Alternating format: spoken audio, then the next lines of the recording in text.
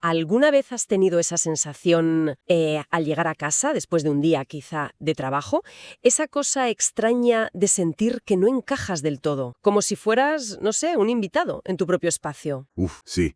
Esa punzada de sentirte como que sobras, ¿no? Eso, de sentirte sobrante. Y es algo que Anton Chejov capta de una forma, bueno, casi dolorosa en el relato que vamos a comentar hoy. Los hombres que están de más. Es una sensación incómoda. Pero fíjate, yo diría que bastante común. Y Chekhov, desde luego, es un maestro destilándola. Para analizarlo hoy tenemos el propio cuento, claro, y también una pequeña nota biográfica sobre él que venía con el texto. Nos va a dar un poco de contexto. Exacto. Y la idea hoy no es solo repasar la trama, que seguro que mucha gente ya la conoce, sino meternos en el fondo, en los porqués. Queremos entender bien esa desilusión de la clase media que pinta, esas dinámicas familiares tan tensas. Y sobre todo, cómo usa ese escenario que se supone idílico, la casa de veraneo, para justo acentuar la alienación. Justo. Y conectar todo eso con su estilo que es tan particular. Pues si te parece, empezamos por el principio, por esa llegada a la estación de Gilkovo. El ambiente ya dice mucho, ¿verdad? Una tarde de junio, calurosa, la gente bajando del tren, cansada. Sí, y esa descripción clave. Padres de familia cargados, con pinta de cansado, hambriento y aburrido.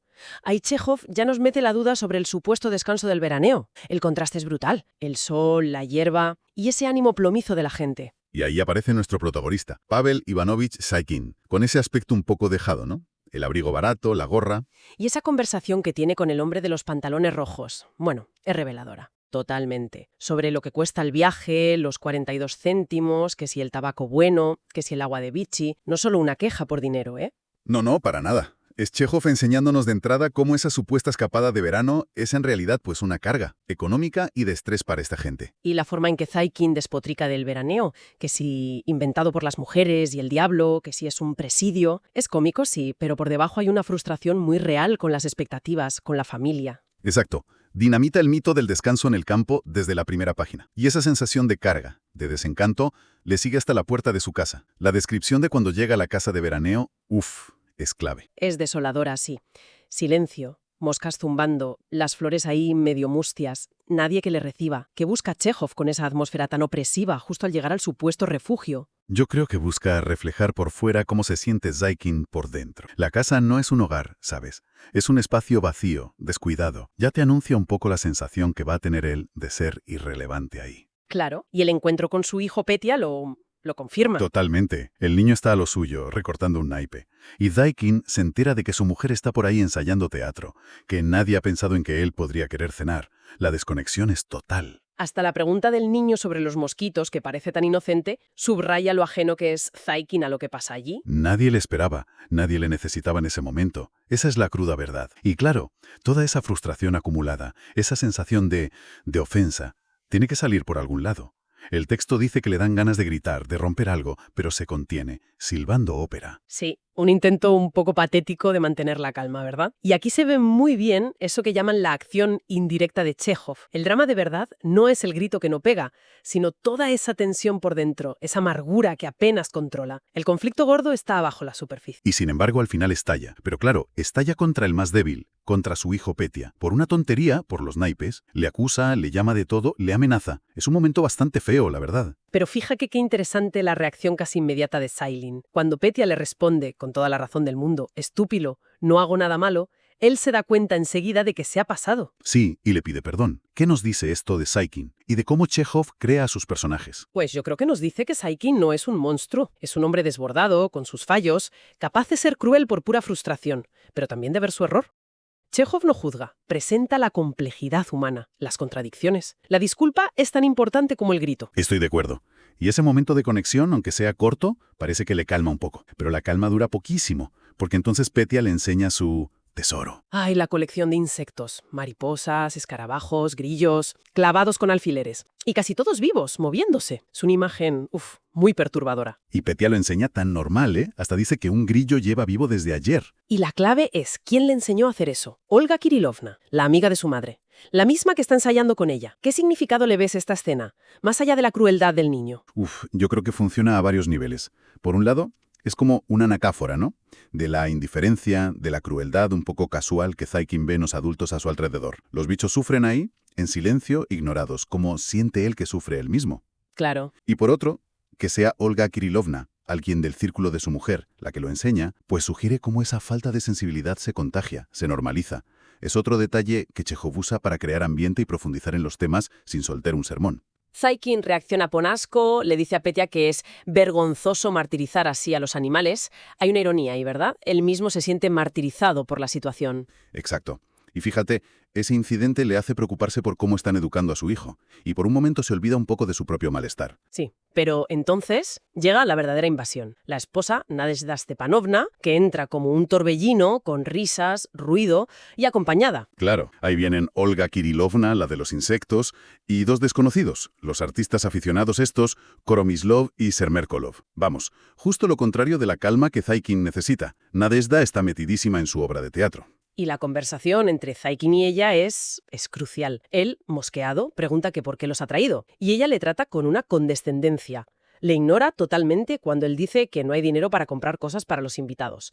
¿Imposible, Lorito? ¡Qué vergüenza! Ese lorito es demoledor. Le infantiliza, le anula por completo. Ahí ves la dinámica de poder en la pareja, cómo él se ha quedado en un segundo plano, casi de adorno en su propia casa. Su opinión, sus necesidades, no cuentan nada. Es la materialización de esa sensación suya de ser superfluo. Se va al dormitorio a intentar refugiarse, pero el ruido de la fiesta le persigue. Los ensayos, las risas, la declamación exagerada del tal Smerkolov. Tiene que taparse la cabeza con las sábanas. Es una tortura sonora que refleja su tortura interna, claro. Y cuando parece que la noche ya no puede ir a peor, llega el golpe final. La puntilla. A las 2 de la mañana va Nadezhda y le despierta para decirle que tiene que dejarle su cama a Olga Kirilovna porque a la otra le da miedo dormir sola. Y que él se vaya al sofá del gabinete. Es la expulsión definitiva. Ya no es que le ignoren, es que le echan físicamente de su último espacio íntimo. Es humillante, vamos. ¿Cómo no sentirse de más después de eso? No hay sitio para él, ni literal ni figurado. Y cuando llega al gabinete se encuentra a Petya despierto en el sofá donde se supone que tenía que dormir él, y el niño otra vez con la preguntita de los mosquitos. Papá, ¿por qué los mosquitos no duermen de noche? Una pregunta tan inocente que en ese momento tiene un peso enorme. Y la respuesta de Zaikin, casi susurraba, es el corazón del relato. Porque nosotros, tú y yo, estamos aquí de más. No tenemos ni dónde dormir. Es brutal. Es la confesión de su alineación total.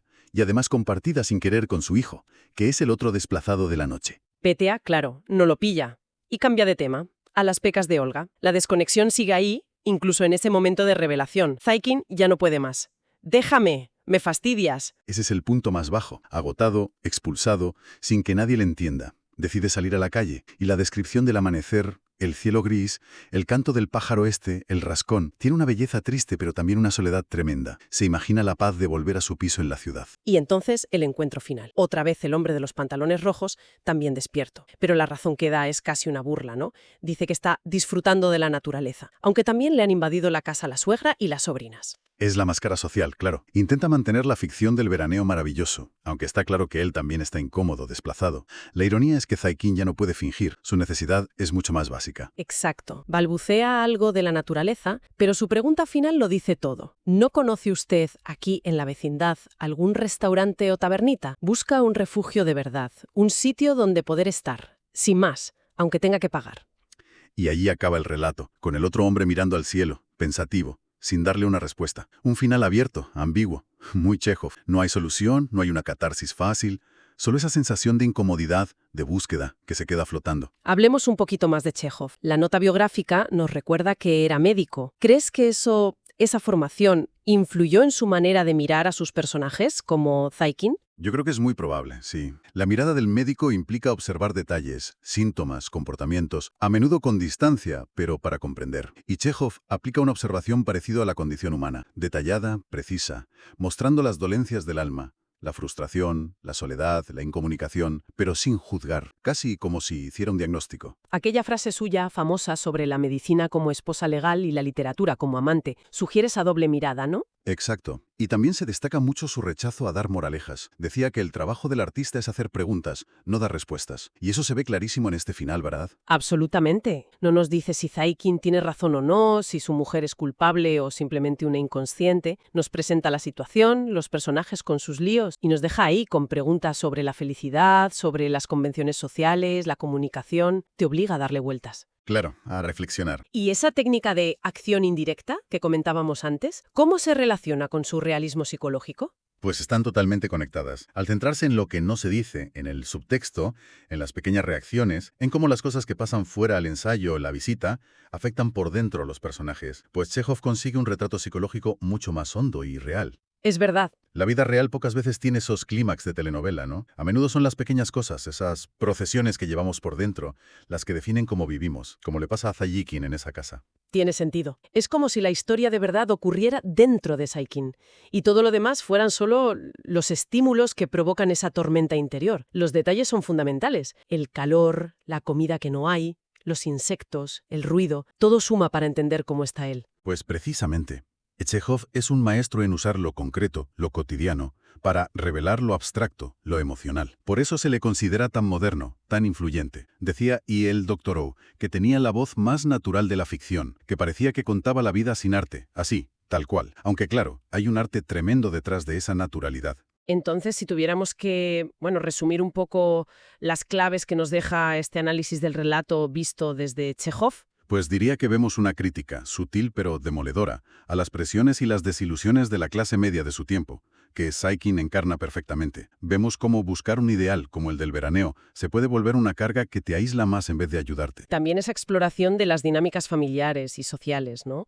La falta de comunicación real, la superficialidad, el egocentrismo que pueden hacer que alguien se sienta totalmente fuera de lugar en su propio entorno más cercano. Y todo eso contado con las herramientas tríficas de Chekhov, fijarse en los detalles que lo dicen todo, la acción indirecta que pone el foco en el conflicto interior, los personajes complejos llenos de contradicciones, y ese final abierto que te deja pensando en lugar de darte una respuesta masticada. Nos deja con esa sensación agridulce, esa desesperación silenciosa que parece tan real. La conciencia de Saikin de ser innecesario, de estorbar, es un tema universal, que no pasa de moda. Sin duda. Y quizá ahí está la pregunta final que Chekhov nos lanza, ¿no? A través del tiempo. ¿De qué manera es la vida moderna, con nuestras propias presiones, expectativas, ideales, piensa en la conciliación, el éxito, la imagen en redes, genera también sus propios hombres y mujeres que están de más? Ostras, es verdad. Seguimos sintiéndonos desplazados a veces, incluso rodeados de gente, incluso en casa, buscando desesperadamente esa tabernita, donde simplemente poder ser nosotros mismos, sin más. Pues es una pregunta potente, ¿sí? Para seguir dándole vueltas mucho después de haber terminado de leer a Chekhov.